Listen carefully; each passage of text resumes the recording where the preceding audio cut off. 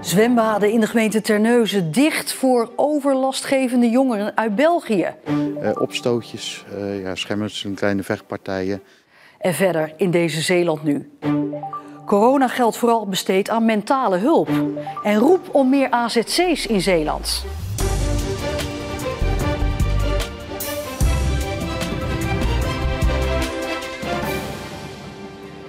Goedenavond. In de 5 zwembaden van de gemeente Terneuzen zijn ze voorlopig even niet meer welkom. Groepen jongeren uit België die overlast veroorzaken. Op drukke dagen hebben badmeesters hun handen vol aan deze jongeren, waardoor ze minder goed hun werk kunnen doen.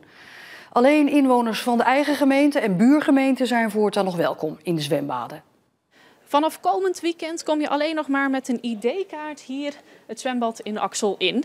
En dat is om de veiligheid van bezoekers te waarborgen op drukke dagen, maar ook om de overlast van jongeren uit België tegen te gaan. Opstootjes, schemmers en kleine vechtpartijen, maar ook heel veel kleine kinderen die onbeheerd bij het zwembad rondlopen.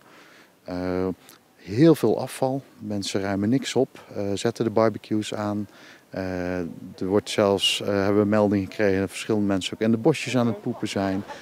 Het personeel heeft de handen eraan vol en komt bijna niet meer toe aan hun hoofdtaak: zwemmers in de gaten houden. Het is extra druk in de zwembaden omdat veel jongeren uit België komen. Daar werken zwembaden met een online ticketsysteem, waardoor voornamelijk bezoekers uit de buurt welkom zijn. Met als gevolg dat hele grote groepen mensen geweigerd worden. Ja, en op die warme dag toch op zoek naar verkoeling, na uren in de auto gezeten te hebben, landen ze dan in Stadsvagent of in Axel of in Koewacht. En dan hebben wij een probleem. Dus het zijn de Vlamingen?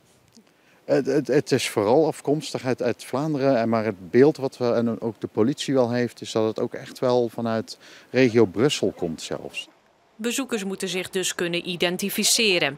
Als ze niet kunnen aantonen dat ze uit de gemeente Terneuzen komen of een aangrenzende, dat mag ook Zelzaten zijn, dan worden ze geweigerd. Daar kunnen deze jongeren zich wel in vinden. Daar al bij het voerveld allemaal van die groepjes die dan veel te druk zijn en zo en aan het roepen zijn. Ik vind het wel vervelend eigenlijk.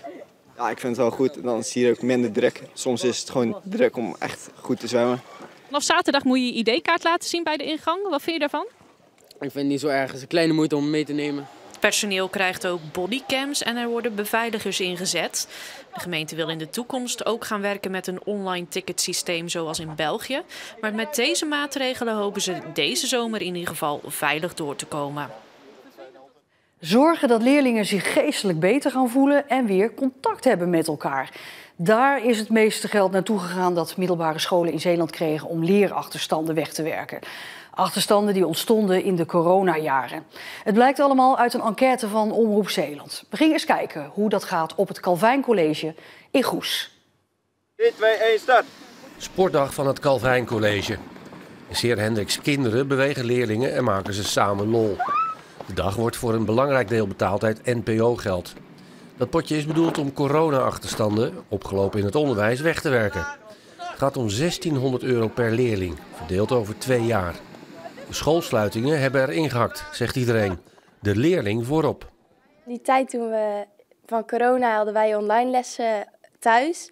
En die lessen waren een beetje saai, maar het was vooral dat je school miste en je vrienden ook wel. Naast het organiseren van leuke activiteiten heeft het Calvijn College ook geld gestopt in het leren geven van feedback. Nee, dat is wel mooi. Hey, kun je zeggen welke feedback heb je gekregen van je groepje? Docenten zijn getraind in leren geven van feedback. En ook leerlingen. De investering heeft effect. Dan zien we actievere leerlingen. Leerlingen die alerter zijn in de les.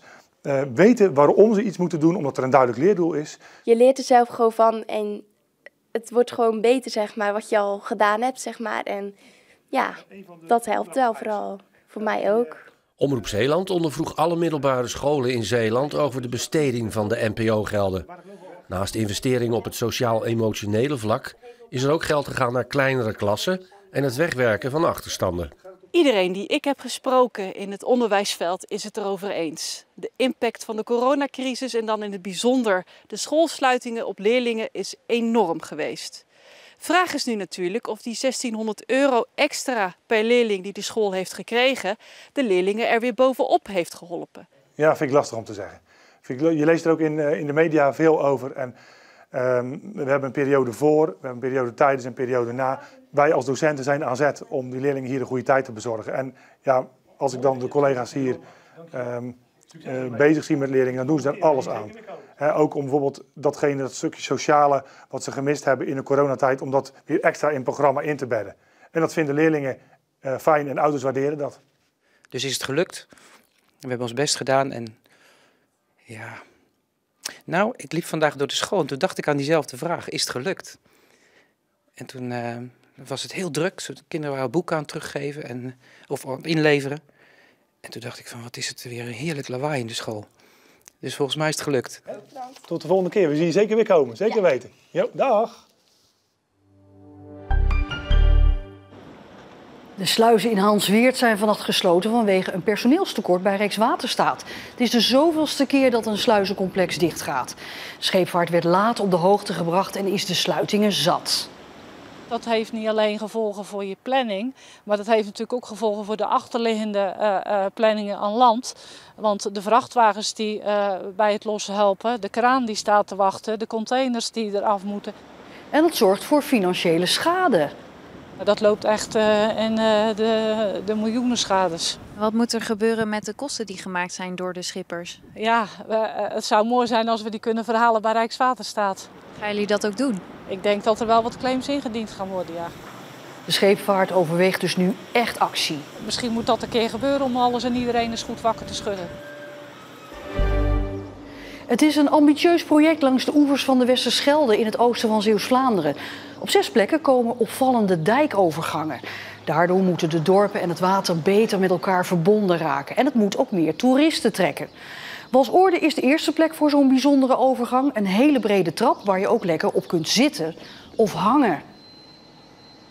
Ja, je kan de boot er bijna aanraken. En je kan ook met de Shipfinder zien welke boot er nou voorbij komt. Nou, allemaal leuke dingen. We hadden hier al een mooie verrekijker. We krijgen leuke bankjes terug. En ja, een echte upgrade voor Walsoorde, maar voor heel de Scheldekust.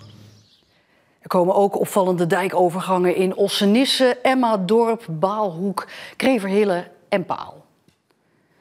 Vluchtelingenwerk Nederland dringt aan op meer asielzoekerscentra in Zeeland. Nu is er één AZC in Middelburg. En er zijn wel plannen voor AZC's in Goes en Terneuzen, maar die zijn nog weinig concreet. Asielzoekers die ondertussen in noodopvanglocaties verblijven, missen privacy, zegt Vluchtelingenwerk. En ze zitten er vaak zo lang dat hun situatie uitzichtloos wordt. Een oplossing lijkt niet in zicht, zeker nu het kabinet vorige week is gevallen over de asielproblematiek. For how long have you been living here at Studio 58? Almost a year. And how is it to live here? It's an emergency camp, you know, and in emergency camps we're not supposed to live for more than 2-3 months, maybe 4 months. And some people have been living in this camp for more than 1 year and a half, and some people even more. Lang wonen in een noodopvanglocatie. Voor asielzoekers in Studio A58 in Middelburg is dat niet ongebruikelijk. Dat heeft meerdere redenen, onder andere dat de asielprocedures natuurlijk langer duren. Voorheen duurden die maximaal een half jaar en die zijn vorig jaar al verlengd naar 15 maanden. En helaas, sommigen wachten zelfs nog langer dan 15 maanden. En daarnaast, mensen die een status hebben gekregen, worden gekoppeld aan een gemeente.